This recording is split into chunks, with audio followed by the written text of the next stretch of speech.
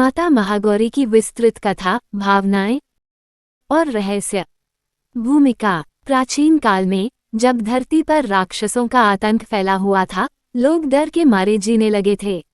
ऐसे समय में हिमालय की ऊंचाइयों में एक साध्वी माता पार्वती तप कर रही थीं। उनके मन में एक ही संकल्प था, धरती को राक्षसों से मुक्त करना। लेकिन इस कठिन यात्रा में उन्हें कई परीक्षाओं का सामना करना था। तपस्या की शुरुआत। माता पार्वती ने अपनी तपस्या के पहले दिन से ही कठिनाइयों का सामना करना शुरू किया। हिमालय की ठंडी रातें और कठोर जलवायु उनके तप को चुनौती देने लगे।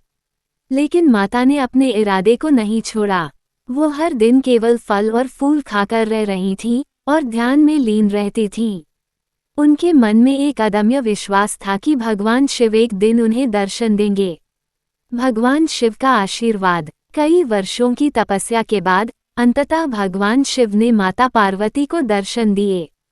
उनका तेज इतना प्रभावशाली था कि माता ने अपनी आंखें बंद कर लीं। भगवान शिव ने कहा, हे देवी, तुम्हारी तपस्या मुझे प्रसन्न कर चुकी है। तुम जो चाहोगी वो मैं तुम्हें दूंगा। माता ने अपनी इच्छा व्यक्त की, हे भगवान, मैं धरती को राक्षसों से मुक्त करना चाहती हूँ। महागौरी का अवतार। भगवान शिव ने माता को आशीर्वाद दिया और कहा, तुम महागौरी के रूप में प्रकट होगी। तुम्हारी शक्ति से राक्षसों का नाश होगा। इसके बाद माता पार्वती ने महागौरी के रूप में अवतार लिया।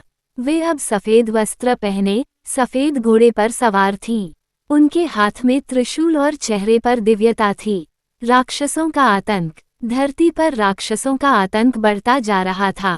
एक दिन एक भयंकर राक्षस, जो कैलाश नाम से जाना जाता था, ने देवी के प्रति चुनौती दी। उसकी शक्ति इतनी अधिक थी कि उसने देवताओं और ऋषियों को भी डराया हुआ था।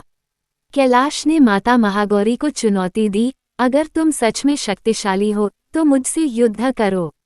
युद्ध का आरंभ। माता महागौरी ने राक्षस के चुनौती को स्वीकार किया। युद्ध का मैदान तैयार हुआ। भक्तों में डर और आशंका थी, लेकिन माता की भक्ति ने उन्हें साहस दिया। राक्षस ने अपने भयानक रूप में माता पर हमला किया, लेकिन महागौरी ने धैर्य से उसकी हर चाल को नाकाम किया। युद्ध के बीच में राक्षस ने एक चाल चली। वो माता के प्रिय भक्तों को पकड़कर उन्हें डराने लगा। भावनाओं का तूफान। माता महागौरी ने अपने भक्तों की चीखें सुनी। उनके दिल में दुख और क्रोध का सागर उमड़ पड़ा। यह एक पल था जब उन्होंने अपने अंदर की शक्ति को पहचाना। उन्होंने मन ही मन कहा, मैं अपने भक्तों को बचाने के लिए किसी भी हद तक जाऊंगी। माता ने त्रिशूल को उठाया और राक्षस की ओर बढ़ी। उनके चेहरे पर अडिग संकल्प था। संघर्ष और विजय। युद्ध में कई उतार चढ़ाव आए। राक्षस ने माता महागौरी पर आक्रमण किया, लेकिन माता ने अपनी शक्तियों का सही उपयोग किया। वो एक के बाद एक हमले करती गईं। राक्षस को हर बार मात मिलती गई। अंततः एक भयंकर संघर्ष के बाद माता महागौरी ने राक्षस कैलाश को अपनी पूर्ण शक्ति से हराया। उसकी धड़कनें तेज हो गईं और उसने माता से अंतिम क्षणों में प्रार्थना की। शांति की स्थापना। राक्षस के नाश के बाद धरती पर शांति का वातावरण व्याप्त हो गया।